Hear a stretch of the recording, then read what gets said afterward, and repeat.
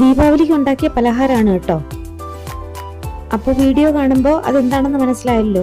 ലഡു ആണ്, റവ ലഡു ആണ്. അപ്പോൾ റവ ലഡു ഉണ്ടാക്കാനായിട്ട് ഒരു പാത്രം അടുപ്പിലേക്ക് വെച്ച് 1 കപ്പ് റവ ഇട്ടുകൊടുത്ത് വറുത്തെടുക്കുക. അപ്പോൾ ഞാൻ എടുക്കുന്ന കപ്പാണ് ഈ കാണിച്ചത്. നിങ്ങൾ എടുക്കുന്ന കപ്പിനാണെങ്കിൽ അതേ കപ്പിന് തന്നെ ബാക്കി എല്ലാ അളവുകളും ചെയ്യണം. അതൊന്ന് റോസ്റ്റ് ചെയ്ത് മാറ്റി വെക്കുക. അതുപോലെ റോസ്റ്റഡ് റവ ആണെങ്കിലും ഒന്ന് ചൂടാക്കി എടുക്കണം കേട്ടോ. അതിനുശേഷം ഒരു പാത്രം അടുപ്പിൽ വെച്ച് കുറച്ച് നെയ്യ് ഒഴിച്ചിട്ട് കുറച്ച് കാഷ്യൂസ് ഇട്ട് കൊടുക്കുക. അതൊന്ന് ചുവന്ന് വരുമ്പോൾ ഒന്ന് റോസ്റ്റായി വരുമ്പോഴത്തേക്കും, നല്ല ചുവക്കണ്ട, ചുവന്ന് തുടങ്ങുമ്പോൾ റൈസിൻസും കൂടെ ഇട്ട് ഒന്ന് റോസ്റ്റാക്കി എടുക്കുക. അപ്പോൾ കറക്റ്റ് കാഷ്യൂസും റൈസിനും ഒരേപോലെ കിട്ടും. എന്നിട്ട് ഇത് വറുത്തെടുത്തതിന് ശേഷം ഇതൊന്ന് മാറ്റി വെക്കുക. അപ്പം നമ്മൾ റവ തണുക്കാനായിട്ട് മാറ്റി വെച്ചിട്ടുണ്ട്, ഇതൊന്ന് മാറ്റി വെക്കുക.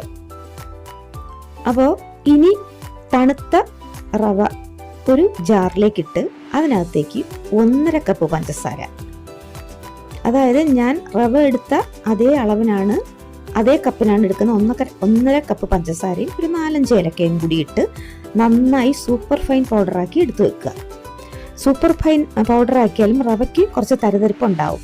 എന്നിട്ട് നമ്മൾ നേരത്തെ വറുത്ത് വെച്ച കാഷ്യൂസും റൈസിൻസും കൂടി ഇതിനകത്തിട്ട് കുറച്ച് നെയ്യും ഒഴിച്ച് ഒന്ന് നന്നായിട്ട് ഞെരടുക. അപ്പം ഞാൻ ആ കാണുന്ന ബോട്ടിലിൽ 1/2 കപ്പ് നെയ്യ് എടുത്തിട്ടുണ്ട്. 1/2 ബോട്ടിൽ നെയ്യാണ് ഇതിലേക്ക് എടുക്കുന്നത്.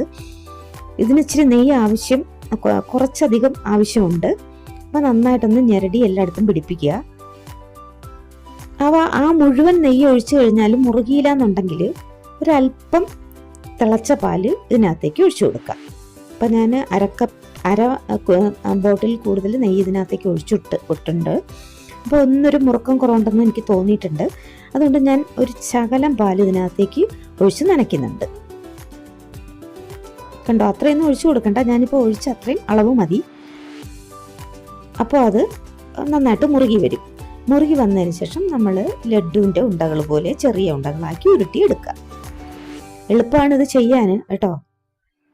പെട്ടെന്ന് നമുക്കൊരു പലഹാരം ഉണ്ടാക്കാനായിട്ട് ഉള്ള ഐറ്റങ്ങളിൽ ഒന്നാമനാണിത്.